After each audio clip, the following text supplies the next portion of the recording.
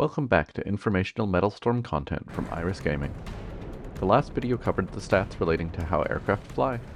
This time we get to look at the fun part, making things go boom. We'll look over the various types and subtypes of weapons, along with looking at typical values and ranges for the various stats. I'll repeat some disclaimers from the previous video here. US audience members should note that I play with the metric settings, so I'll be using kilometers for ranges. I'll also be using stats from level 1 aircraft. Since everything scales proportionally as you level up, this is typically how aircraft are compared in the community. In fact, if you're looking at stats in-game and you've upgraded the aircraft in question, make sure to compare it to aircraft at the same level. Otherwise your conclusions will be incorrect. Resources like the Metalstorm wiki, linked in the video description, help by providing reference data. There are three basic weapon types in Metalstorm: cannons, rockets, and missiles. There's also one countermeasure: flares. All aircraft carry flares, but not all aircraft carry all types of weapons. Let's examine each weapon type and their subtypes in more detail, going in rough, range, and complexity order. Cannons are the most basic Metalstorm weapon. Aim at the lead reticle on the enemy aircraft and shoot. They have two main traits: mount location and cannon type. The mount location can be either internal or external. Internal cannons have unlimited ammo, but can only fire for a certain period of time before overheating, while external cannons can fire indefinitely, but have limited ammo that must be refilled at rearm points. Cannon type can be either precision or assault. Precision cannons usually have slightly longer range and lower damage per second, but deal their full damage per second as soon as they start firing. Assault cannons typically have shorter range and higher damage per second, but have a spin-up time where the damage per second ramps up to the full value. To generalize a little, you'll find assault cannons on most US aircraft and precision cannons on most European or Russian aircraft. The combination of these two traits gives 4 overall types of cannons. In practice, precision internal and assault internal are the two most common combinations by far, with assault external in a distant third place and precision external being very rare. Cannons have an ideal range where they're most effective, and a slightly longer reticle range. When a target is at least as close as the reticle range, the lead reticle will show up in front of that target, and auto-aim will start to work on it. For assault cannons, ideal range is typically around 0.4 kilometers, and reticle range around 0.9 kilometers. For precision cannons, ideal range is usually around 0.9 kilometers, and reticle range around 1.1 kilometers. Both cannon types have some outliers in terms of range though, in both directions. For DPS, precision cannons have a wide range of around 100 to 240 DPS with a few outliers. Most sit around 170 DPS. Assault cannons are typically around 240 DPS, but as previously mentioned, they have a spin-up time before they reach that full value. Rockets are the next simplest weapon type. They're short-range, unguided projectiles that do damage on contact or in a proximity blast radius. They're found almost exclusively on attack planes, with the F-100 and the special ability on the F-106 being the exceptions. Typical range for rockets is 1.5 kilometers, although a few of them have longer range. Damage ranges from 20 to 45, with a few exceptions. Although they show an aim reticle when within range, similarly to cannons, they do not have auto-aim.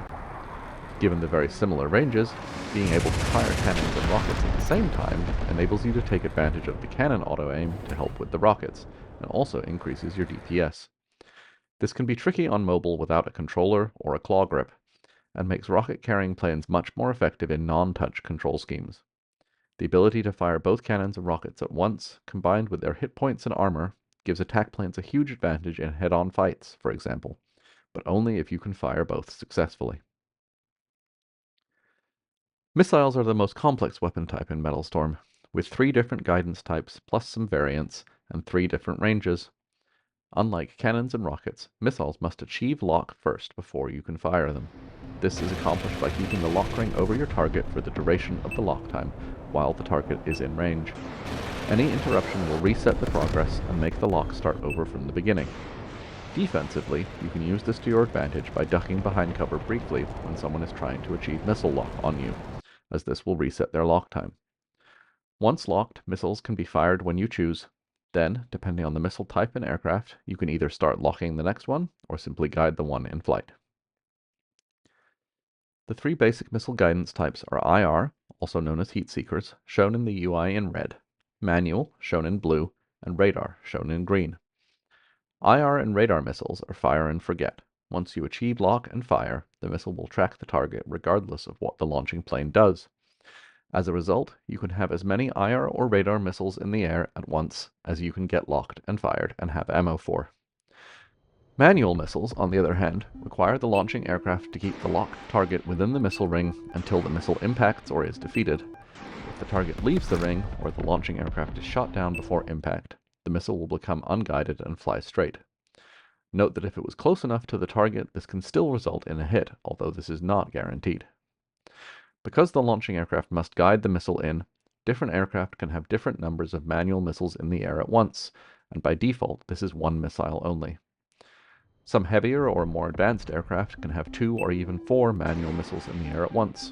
They are able to lock and fire a new missile, typically on the same target, while guiding the previous missile in. Most manual missiles cannot change targets mid-flight. However, the Hunter and Advanced Hunter variants of manual missiles can do so, via the launching aircraft redirecting the targeting ring to a new enemy. This also means that you can launch these missiles with less fear of wasting them if the original target is shot down early, since if there are other enemies in range, you can retarget them. Missiles also come in various ranges. Short-range missiles span 2 to 3 kilometers and are exclusively IR at time of record. The most typical range by far is 2.8 kilometers, with some Russian planes carrying 2-kilometer IRs, some French planes carrying 2.5-kilometer IRs, and the J-10 having 3-kilometer IRs. Medium range goes from 3.5 kilometers up to 8 kilometers. Most medium-range missiles are manual or radar, with a few planes carrying 3.5-kilometer IRs and one plane having 6-kilometer IRs. However, current speculation on the next plane to be introduced is that it will also have medium-range IR missiles in some form. Medium-range manuals most have ranges of 7 or 7.5 kilometers, with a few of 6 or 8 kilometers. Medium-range radars are mostly 7.5 kilometers, with a few at 8 kilometers. Finally, long-range missiles are only 12-kilometer radar missiles right now, and are almost exclusively carried by interceptors. One other important missile stat is the previously mentioned lock time. A typical 2.8-kilometer IR missile locks in 1.3 seconds. Some, typically the shorter range ones, are faster. Medium-range manuals typically lock in either 0.8 or 1 second, although a few are faster at 0.6 seconds or slower at 1.2 seconds. Radar missiles, whether medium or long range, almost exclusively lock at 1.8 seconds, paying a heavy price in lock time compared to manuals for being fire and forget. The final important missile stat is damage. Key information here is how missile damage compares with aircraft hit points at the same level. Crucially, the lowest base hit point value is 100.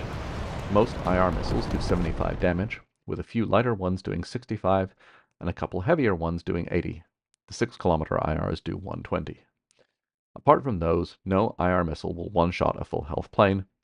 Anything over 150 hit points can survive 2 direct IR hits from most planes. Manual missiles have a spread of damage from 75 up to 95, although most are in the 75 to 85 range. Here again, nothing will one-shot a full health plane. Against the 75 damage manuals, some planes can survive 2 hits, but very few planes will survive 2 hits against the 85, 90, or 95 damage manuals. Radar missiles vary by range. Medium-range radars currently all do 80 damage, while long-range radars do either 120 from most interceptors, 100 from the J-20 only, or 80, the FGR-4 Typhoon. The 120 damage interceptors can one-shot every light fighter in the game currently, and the J-20 with 100 damage can one-shot most, but not all, of them. However, every medium and heavier fighter apart from the F-35 has enough health to survive a single long-range radar. Similar conclusions apply to the 6-kilometer, 120 damage IR missiles as well. The 80 damage radar missiles function the same way as the manuals in terms of how many shots are needed. Missiles can be defeated using terrain or flares.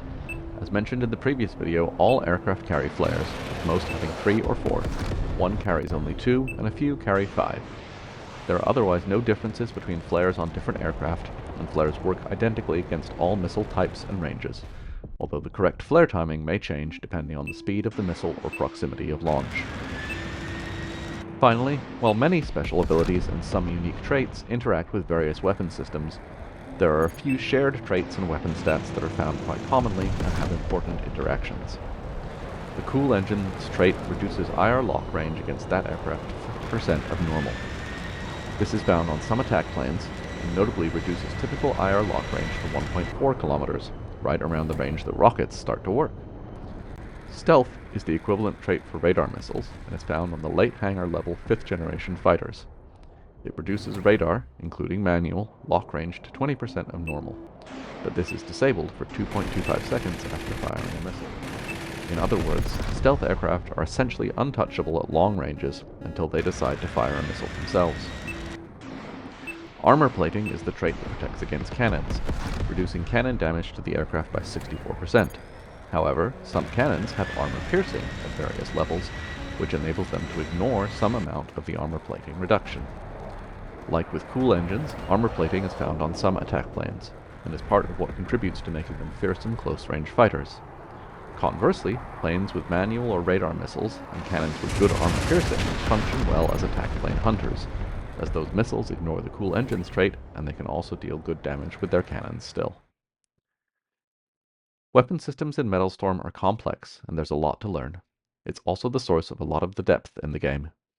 Hopefully this video helped you get a basic handle on all the various weapons in the game and what they're capable of. Next time we'll put all the stat discussion from these past two videos to practical use with an actual aircraft review. Thanks for watching. If you found this content helpful, please like, comment, and subscribe to help the channel get off the ground. And until next time, fly well.